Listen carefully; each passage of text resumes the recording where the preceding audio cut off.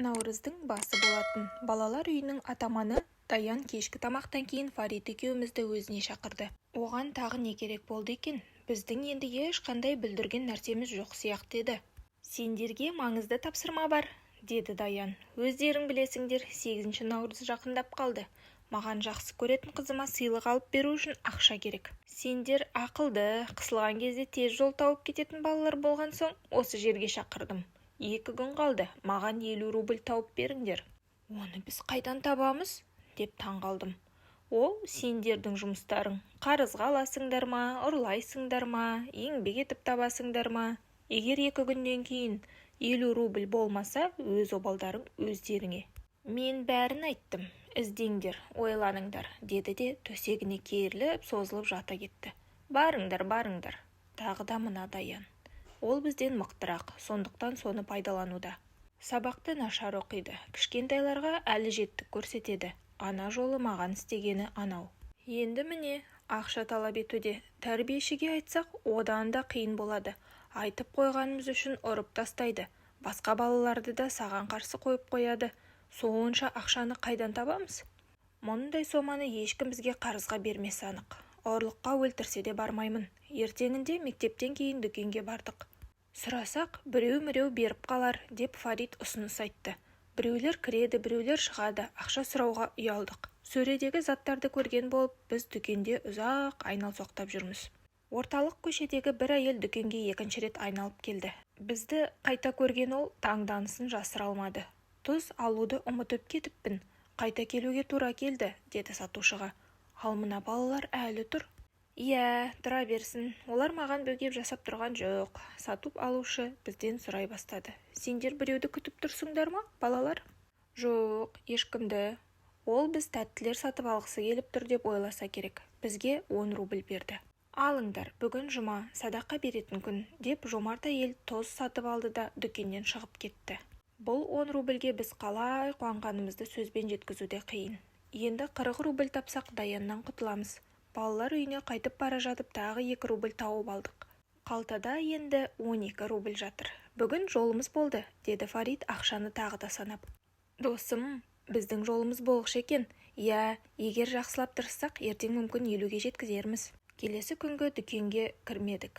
Сатушыдан ұялдық. Өзімізді қайрап өтіп бара жатқан адамнан тиын-тебен сұрап көріп едік, ол бас тартқанымен қоймай бізді ұялтып тастады.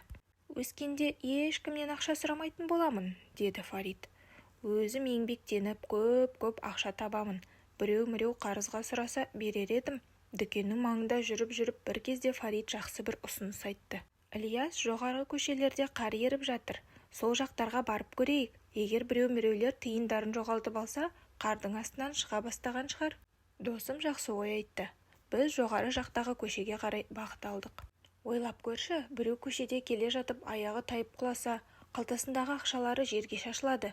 Ол болса байқамайды, тұрады да ары қарай қадам басып жүре береді, деп Фарит болжам жасады. Несі бар, ондай жайт болуы мүмкін. Еріп жатқан жол үсті сырғанақ. Біз көшеде әр метр жерді қарап келе жатырмыз. Қара, Ильяс, қара, деп сыныптасым қатты айғайлап жіберді. 50 тиын тауып алдым, алақай. Біз солай қараңғы батқанша жүрдік. Басқа ештеңе тапқан жоқпыз. Қалтамызда бар жоғы 12 рубль 50 тиын. Балалар үйінде бізді Даян тосып тұрды. Біздің келгенімізді көріп бірден өзінің бөлмесіне шақырды. Қане, менің 50 рублімді шығарыңдар. Оның түлкі қарасы бізге ешқандай жақсылықтың нышанын білдіріп тұрған жоқ. Қане. Ақша Фаритте болатын. Ол қалтасынан барлық тиын-тебенді алып шықты. Даянға ұсынды. Азғантай тиын-тебенді көріп, атаманның түрі өзгеріп кетті. Не бұл? Сендер не мені мазақ қылып тұрсыңдар ма? Басқа таба алмадық, деді Фарит дірілдеген үнмен. Білмеймін, не, мен сендерге түсінікті етіп айтқан жоқпын ба? Сендерден сұрап тұрмын. 2 күн іздедік, деп мен де ақталып жатырмын. Қайда бармадық десеңізші? Жұдырығын қатты жұмып алған Даян шкафты қатты ұрып жіберді. Мен сендерге ескерттім, ал мен сөзімді жайдан-жай айтпаймын. Фарит бүгін сенімен жұмысым болсын, ал ертең Ильяс сенімен айналысамын. Ол біздің ақшамызды қалтасына салып алды да бөлмесінен қуып жіберді. Аздан соң Даян өз бөлмесіне барлық топтардағы балаларды жинап алды. Содан кейін бір бала жүгіріп барып Фаритті шақырып келді. Оған атаман не істейді екен, ал ертең менің кезегім. Даянның бөлмесі біздің жанымызда, сондықтан мен әр дыбысқа құлақ түріп тұрмын.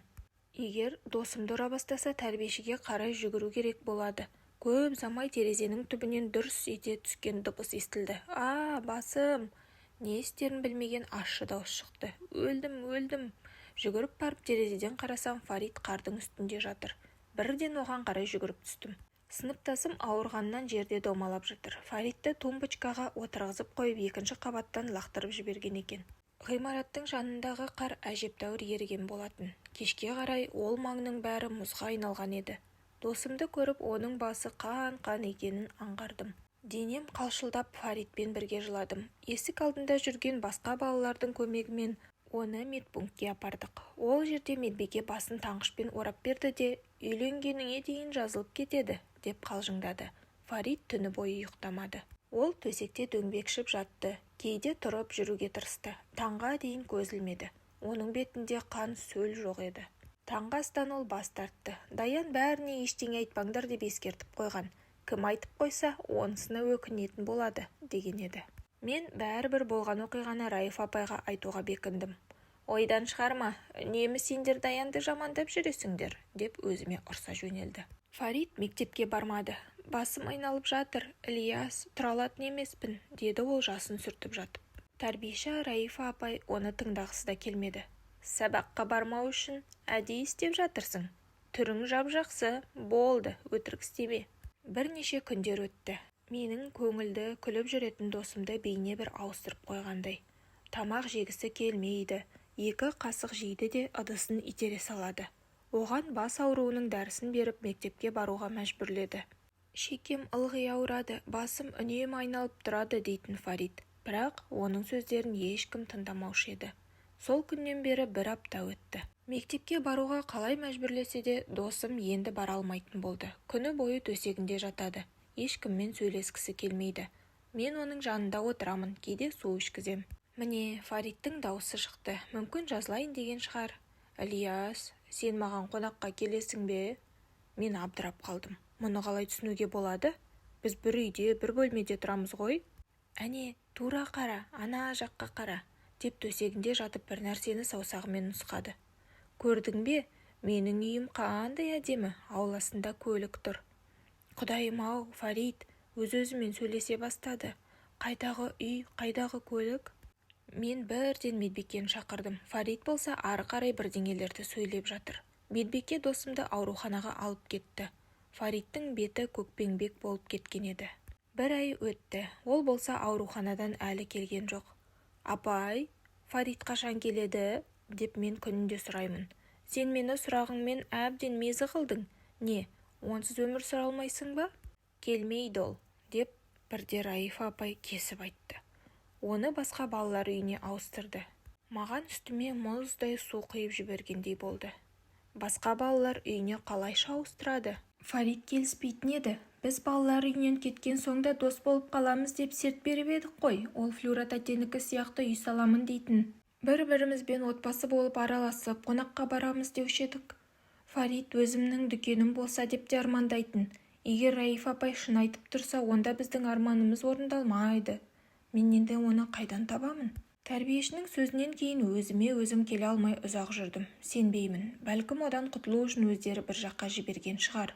Оқу жылының соңына аз қалды. Ауа райы ашық, мейірімді күн жерді жомарттықпен қыздырып тұр. Мұндай әдемі шақта сыныпта отыру қиын. Қоңырау сабақтың басталуы жайлы хабар береді. Бәрі орындарына отыра қалысты. Мұғалім сыныпқа кіріп келді де кенеттен сынып журналын алуды ұмытып кеткені есіне түсті. Мұхаметов, мұғалімдер бөлмесіне барып журналды алып кел, деп маған тапсырма берді. Мұғалімнің мұндай сенімі біз үшін үлкен мәртебе. 2-ші қабатқа көтерілдім де сыныбымның журналын алдым. Оқу жылының соңы 90-дыққа қандай баға қойылып жатқанын көру қызық қой. Ешкім көрмей тұрғанда терезенің алдына барып журналдың беттерін аша бастадым. Фариттің аты жөні барлық жерде сызылып тасталыпты. Журналдың соңғы беттерін көруге қызығып кеттім. Мүмкін досымның қай балалар үйіне ауысқаны жазылып тұрған шығар. Мен әлі де досымды тауып алудан күдерімді үзген жоқпын. Міне мынау бет. әрең оқылатын майда жазумен жазылыпты. Әйтеуір оқи алдым. Мектептен шықты. Негіздемесі. Қайтыс болуы туралы куәлік. Номері 10252. Мен өз көзіме өзім сенбедім. Ернім кемсеңдеп кетті.